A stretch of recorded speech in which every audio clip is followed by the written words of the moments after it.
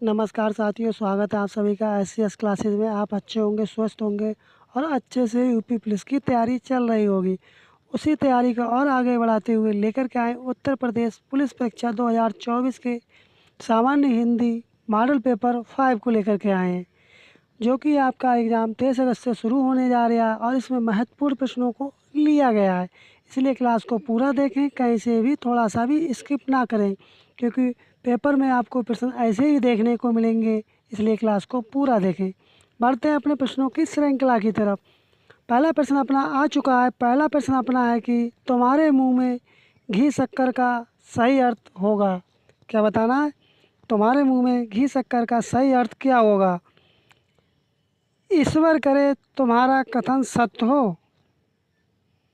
पहला ही वाला आपका ऑप्शन ठीक हो जाएगा। ईश्वर करे आपका कथन सत्य हो, ऑप्शन ए करेक्ट हो जाएगा। बढ़ते हैं अगले प्रश्न की तरफ।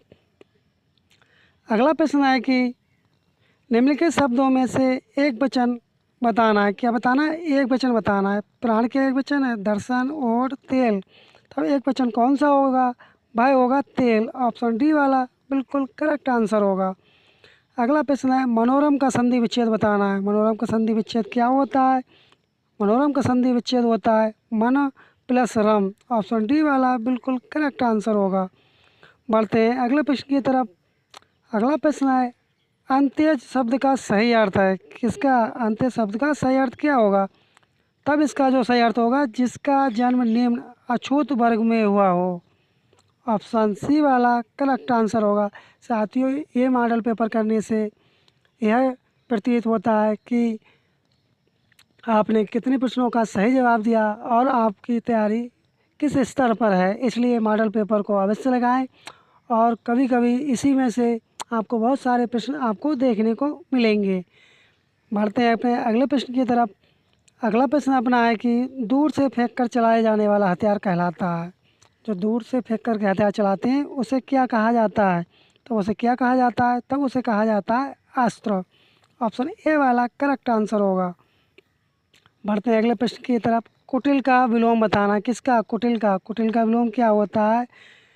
जटिल होगा, रूढ़ होगा, सरल होगा। कुटिल माने कठिन और सरल माने इजी। ऑप्शन सी वाला करेक्ट आंसर होगा। अगला प्रश्न है घोड़ा का पर्यायवाची बताना है। क्या चीज़? घोड़ा का पर्यायवाची नहीं है। साथियों, कभी कभार प्रश्न पत्र पढ़ते पर समय हम ये गलती करते हैं, नहीं पूछा या है पूछा है। इसलिए प्रश्न पत्र को ध्यानपूर्वक पढ़ें, जल्दबाजी में प्रश्न का जवाब ना दें, क्योंकि कभी कभार ऐसा होता है कि प्रश्न आते हुए भी हमारा प्रश्न गलत हो जाता है जल्दबाजी के चक्कर में। तब इसका सही जवाब क्या होगा? तब इसका सही जवाब होगा यातुधान। ऑप्शन डी वाला करेक्ट आंसर हो जाएगा। बढ़ते हैं अगले प्रश्न की तरफ। अगला प्रश्न है कि मोहन से चला नहीं जाता वाक्य में कौन सा वाच्य होगा? तब इसमें कौन सा वाच्य होगा? तब इसमें जो वाच्य होगा वह होगा बहुवाच्य। ऑप्शन बी वाला करेक्ट आंसर होगा। अगला प्रश्न है लौकिक शब्द में प्रत्यय है। तो लौकिक शब्द में क्या प्रत्यय होगा? लौकिक में होगा एक। क्या होगा? एक। डी वाला आपका ऑप्शन सही होगा। अगला प्रश्न है कि इनमें से कौन सा पुल्लिंग है? क्या चीज़? पुल्लिंग शब्द है। तब पुल्लिंग शब्द कौन सा हो जाएगा? पुल्लिंग शब्द होगा खटमल। ऑप्शन सी वाला सही आंसर होगा। बैलगाड़ी शब्द का समास बताना है। बैलगाड़ी का समास क्या होता है? द्वंद्व होगा, द्विगु होगा, कर्मधारय होगा, तत्पुरुष होगा। तब इसका समास क्या होगा? तब इसका समास जो होगा तत्पुरुष होगा। ऑप्शन डी वाला करेक्ट आंसर होगा। बढ़ते हैं अगले प्रश्न की तरफ। अगला प्रश्न है उत्साह का विशेषण बताना है। किसका विशेषण बताना है? उत्साह का विशेषण बताना है कि उत्साह का विशेषण क्या होता है। तो उत्साह का जो विशेषण होता है वह होता है उत्साहित। ऑप्शन बी वाला करेक्ट आंसर होगा। बढ़ते हैं अगले प्रश्न की तरफ। अगला प्रश्न है कि हिंदी की कितनी उपभाषाएं हैं? क्या बताना है? हिंदी की उपभाषा कितनी हैं? तो हिंदी की कुल जो उपभाषाएं हैं वह 5 प्रकार की होती हैं। बढ़ते हैं अगले प्रश्न की तरफ। अगला प्रश्न है कि कह कवि बेनी बेनी ब्याल की चुराई लीनी। क्या चीज़? कह कवि बेनी बेनी ब्याल की चुराई लेनी। इस पंक्ति में कौन सा अलंकार होगा? क्या बताना? अलंकार बताना।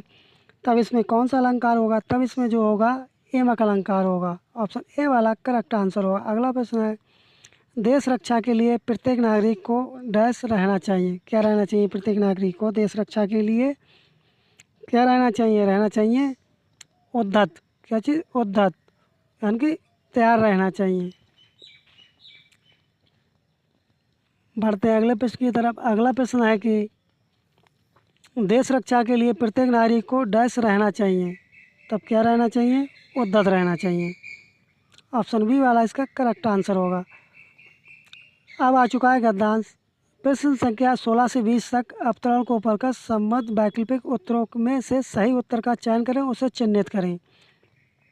गद्यांश को पढ़ लेते हैं, उसके उपरांत प्रश्न का जवाब देना, क्योंकि गद्यांश में ही प्रश्नों के जवाब छुपे रहते हैं। इसलिए गद्यांश को हमें ध्यानपूर्वक और ठीक से पढ़ना चाहिए।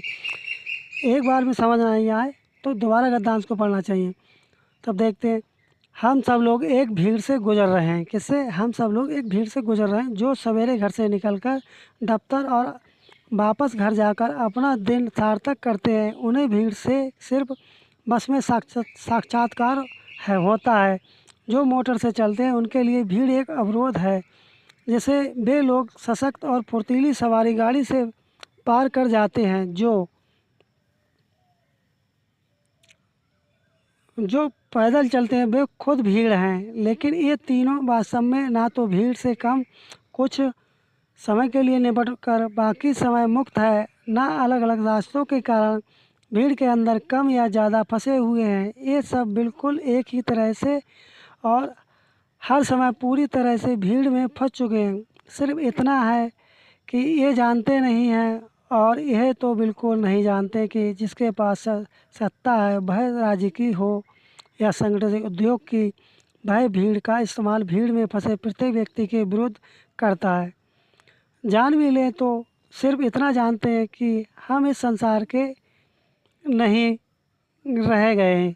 क्या चीज़? हम इस संसार के नहीं रह गए हैं और हमारे चारों तरफ जीवन नहीं बल्कि भीड़ है।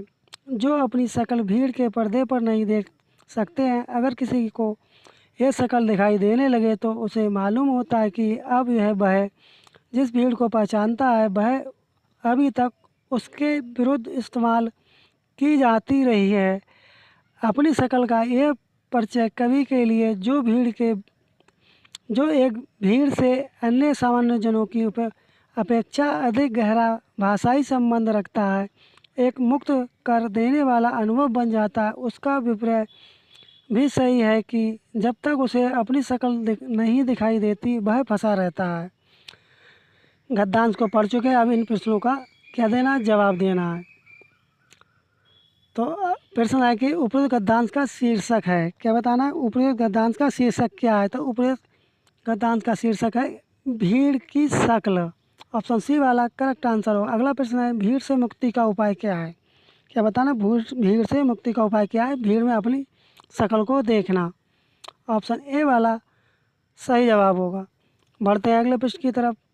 अगला प्रश्न है कि भीड़ किसके लिए रुकावट है? क्या चीज़? भीड़ किसके लिए रुकावट है? तब ये भीड़ किसके लिए रुकावट होती है? मोटर में चलने वालों के लिए। ऑप्शन बी वाला सही जवाब होगा। अगला प्रश्न है भीड़ का इस्तेमाल किसके विरुद्ध किया जाता है? क्या बताना? भीड़ का जो इस्तेमाल होता है वह किसके विरुद्ध किया जाता है? वह किया जाता है भीड़ में फंसे लोगों के विरुद्ध। ऑप्शन सी वाला सही जवाब होगा। बढ़ते हैं अगले प्रश्न की तरफ। अगला प्रश्न है कि भीड़ का इस्तेमाल कौन करता है? भीड़ का इस्तेमाल कौन करता है? तब इसका जो इस्तेमाल करते हैं वे करते हैं सत्ताधारी लोग। ऑप्शन डी वाला सही जवाब होगा। अगला प्रश्न है कि ज्ञानपीठ पुरस्कार किस क्षेत्र में श्रेष्ठ कार्य पर दिया जाता है? क्या चीज़? श्रेष्ठ कार्य करने पर दिया जाता है। तो वह कौन सा कार्य होता है? वह होता है साहित्य का क्षेत्र। ऑप्शन डी वाला सही जवाब हो। अगला प्रश्न है मधुशाला के लेखक कौन है? क्या बताना? मधुशाला के लेखक कौन है? तो मधुशाला के लेखक कौन है? वो है हरवंश राय बच्चन जी। बढ़ते हैं अगले प्रश्न की तरफ। अगला प्रश्न है कि काव्य के सामान्यतः कितने गुण होते हैं? क्या बताना है? काव्य के गुण बताना कि कितने प्रकार के होते हैं। ये जो होते हैं कुल 3 प्रकार के होते हैं। अगला प्रश्न है शुद्ध वर्तनी बतानी है। सांप्रदायिकता, सांप्रदायिकता, सांप्रदायिकता, सांप्रदायिकता। तो इसमें कौन सा शुद्ध जो सांप्रदायिकता लिखा हुआ है, तो वह कौन सा शुद्ध लिखा हुआ है? वह लिखा है ऑप्शन बी वाला सही जवाब होगा। अगला प्रश्न है कि अगला प्रश्न है कि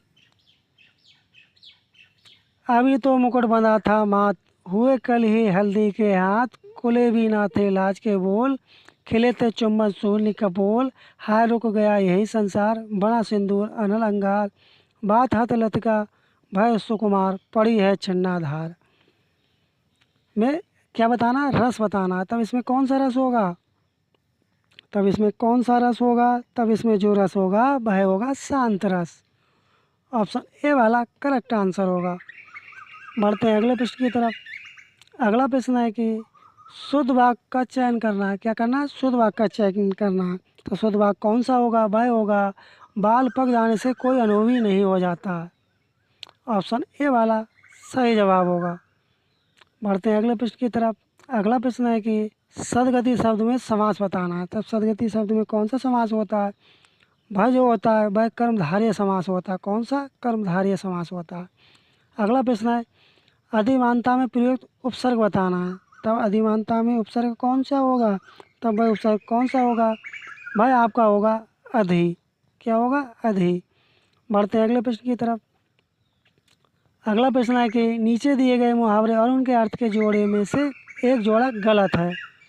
क्या है? एक जोड़ा गलत है, उसे पहचानना है। तब कौन सा जोड़ा गलत है?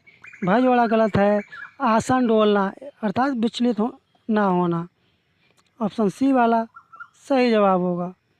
बढ़ते हैं अगले प्रश्न की तरफ। अगला प्रश्न है कि मदिरा पीने का प्याला के लिए एक शब्द क्या होगा? तब इसके लिए एक शब्द क्या होगा? भाई एक शब्द क्या होगा? भाई एक शब्द होगा चषक। ऑप्शन डी वाला सही जवाब होगा। अगला प्रश्न है अकार्य शब्द का तद्भव बताना है। तब अकार्य शब्द का तद्भव क्या होता है? वह होता है अकाज। ऑप्शन बी वाला सही जवाब होगा। बढ़ते हैं अगले प्रश्न की तरफ। अगला प्रश्न है कि उनके बिना तुम कुछ नहीं हो। वाक्य में संबंधबोधक शब्द कौन सा है? तो संबंधबोधक शब्द कौन सा होगा? वह होगा बिना। ऑप्शन बी वाला सही जवाब होगा।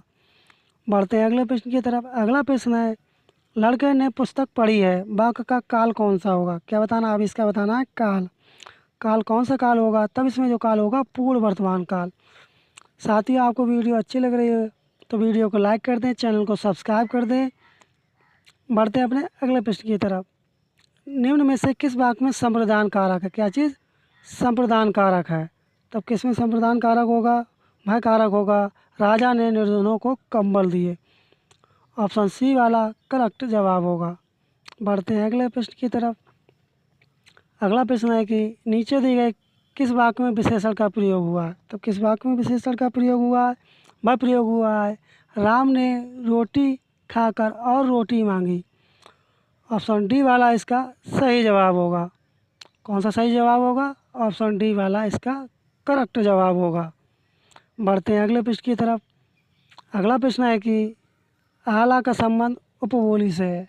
जो आला है उसका संबंध किस उपभाषा से है या बोली से है, ये बताना है। तो किससे है? बनाफरी भाषा से। किससे? बनाफरी से। किससे संबंध है इसका? बनाफरी से।